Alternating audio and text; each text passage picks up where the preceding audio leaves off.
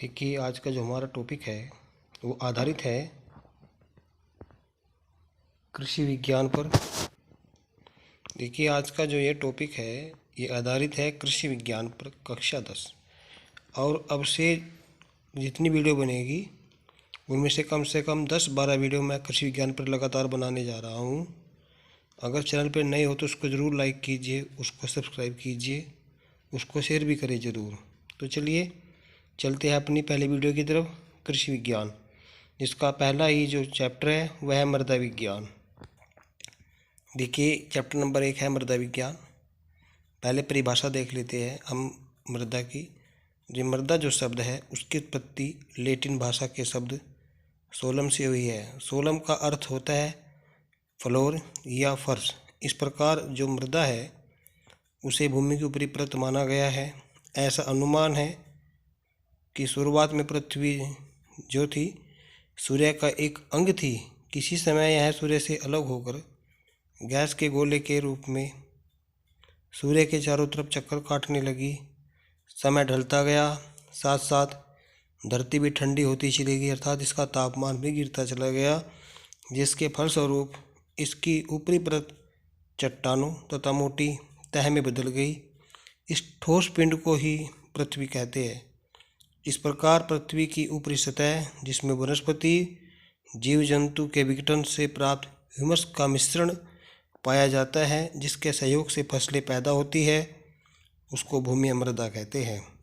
विभिन्न वैज्ञानिकों द्वारा दी गई मृदा की परिभाषाएं अलग अलग है।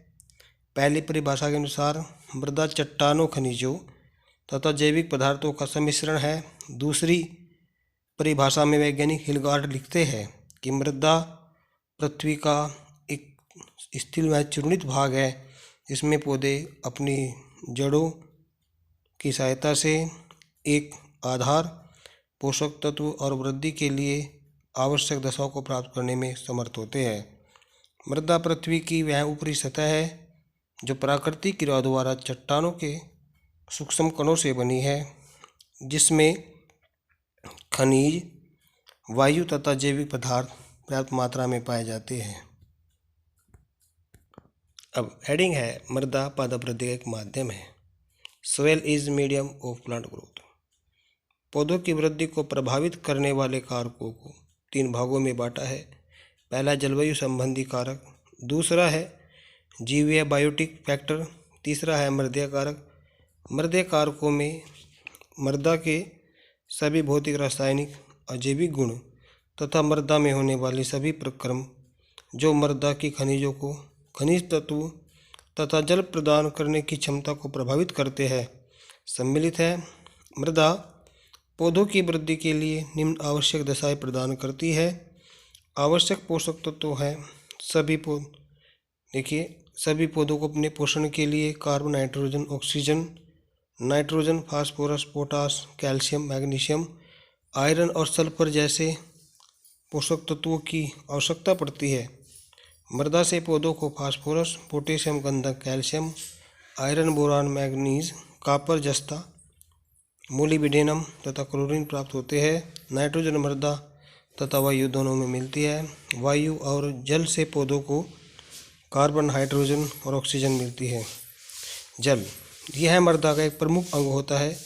मृदा में जितने भी खाद्य पदार्थ होते हैं जिनको पौधे ग्रहण करते हैं, उनमें पानी का भाग महत्वपूर्ण होता है। पौधों के लिए पानी की मात्रा कम होने पर कोशिकाओं का विस्तार और विभाजन कम हो जाता है, जिससे प्रकाश संश्लेषण के लिए कमी आती है तथा इसकी कमी से यह आवश्यक क्रियाएं भी धीमी पड़ जाती है। जड़ों के शोषण के लिए ऑक्सीजन सभी जीवित पदार्थों, उसमें चाहे मनुष्य हो, जंतु हो या पेड़ पौधे हो, सभी को सांस लेने की आवश्यकता होती है और श्वास के लिए ऑक्सीजन का होना बहुत ज़रूरी है। पौधों की जड़ों के लिए ऑक्सीजन की मात्रा मृदा वायु से प्राप्त होती है। साधारणतः मृदा वायु में 20% ऑक्सीजन, 80% नाइट्रोजन और 65% कार्बन डाइऑक्साइड, 0.15% कार्बन डाइऑक्साइड मिलती है। भारी अथवा जल भरी मृदाओं की तुलना में बड़ी मृदा में ऑक्सीजन अधिक होती है। यांत्रिक आधार, कुछ मृदाओं की भौतिक और रासायनिक दशा ऐसी होती है जिसमें पौधों की जड़ें आसानी से गहराई तक जा सकती है, फैल भी सकती है। इन मृदाओं को आदर्श मृदा की संज्ञा दी जाती है क्योंकि इनमें वृद्धि करने वाले पौधे वायु जल भरे क्षेत्रों से होंगे तथा ये मृदा के एक आयतन के पोषक को शोषित कर सकते हैं। पौधों की जड़ें प्राकृतिक या कृत्रिम कड़ी परतों, उर्वरता संस्त्रोनमी, अत्यधिक या न्यूनतम विषैले विले लवणों की उपस्थिति में उचित प्रकार से बिल्कुल वृद्धि नहीं करती है। तो ये वीडियो हमने आपको दिखाया है मृदा की परिभाषा के बारे में, मृदा पारदर्शी वृद्धि का एक माध्यम होता है इसके बारे में। अगली वीडियो में हम बताएंगे आपको मृदा अवयव के बारे में। ठीक है, तब तक के लिए जय हिंद, जय भारत, वंदे मातरम। एक बार फिर कहा जाता है कि प्लीज़ आप चैनल को ज़रूर लाइक करें, उसको सब्सक्राइब करें और दोस्तों में शेयर करना बिल्कुल ना भूलें।